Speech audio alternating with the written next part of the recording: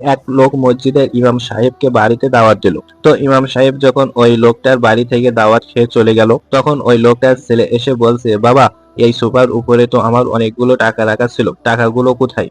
তখন ওই লোকটা বলল, এখানে তো ইমাম সাহেব ছাড়া আর কেউ আসেনি। তখন ছেলেটা বলল, বাবা, তাইলে তো এই টাকাগুলো ইমাম সাহেবের চুরি করছে। ছেলের এ কথা শুনে বাবা বলল, বলো কি, ইমাম সাহেবের মতো পরেশগার ভালো মানুষ এমন কাজ করছে? আর করলেও তো আমি তাকে জিজ্ঞেস করতে পারবো না। পরের বছর যখন ইমাম সাহেব লোকটার বাড়িতে দাওয়াত খাইতে আসে, তখন ওই লোকটার ছেলে গিয়ে বলল, ইমাম সাহেব, কিছু মনে করবেন না, একটা কথা জিজ্ঞেস করব? আগের বছর যখন আপনি আইছিলেন, তখন সুপার উপর অনেকগুলো টাকা রাখা ছিল।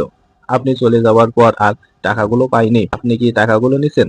ছেলের এক কথা শুনে ইমাম সাহেব কান্নায় ভেঙে পড়লো আর বলতে শুরু করলো, আমি এর জন্য কান্না করছি না যে তুমি আমার চোরের অপবাদ দিছো।